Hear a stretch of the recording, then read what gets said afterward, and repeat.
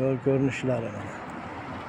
Akalar, mana shu Kulla qishlog'ini Go'shamas degan yerida bu yoqdan Kulladan kelasiz. Bu yoqdan Buloqoshidan kelasiz. Mana shu joy. Mana. Yozuvini ham qo'yib qo'ygandik. Tadbirkorlik qilaman degan akalar uchun juda qulay sharoitlari bor. 13 sotik yeri bor.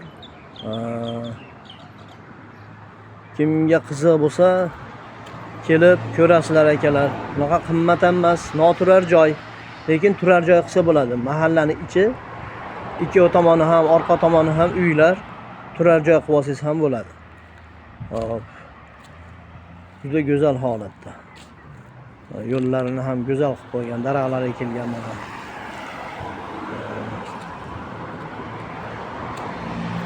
Ichkarisini ham iloji bo'lsa harakat qilamiz ko'rsatishga.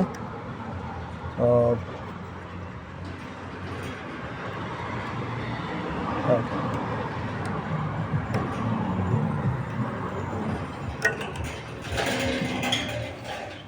Ichkarilari mana kirganda qurilish tugallanmagan hali. Shunaqa o'choqlar ham qilib, bir narsaga harakat qilib qo'ygan ekan akamiz. Mana juda katta joy. 13 sotik. Mana shu bu tomondagilar ovqatlanish uchun joy qilingan ekan. Bir 7-8 ta xona tayyorlab qo'ygan bunga. Bu yog'iga mana akalar sauna uchun nechta ham xona bor? 13 tamikin, 14 tamikin xonasi bor.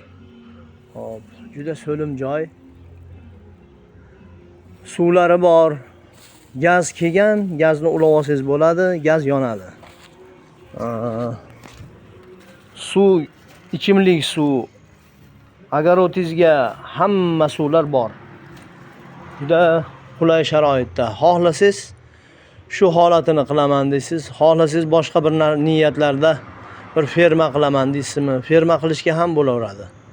Tirkatash qilaman desa, tirkatash qilsa ham bo'ladi. Bu tadbirkor akalarimiz ko'ringlar bu narsani. Akalar juda go'zal holatda. Inshaalloh.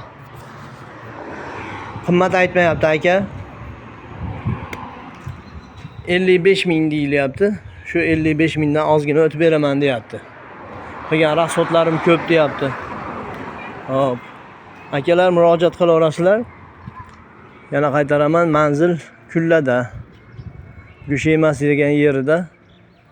Juda go'zal joy.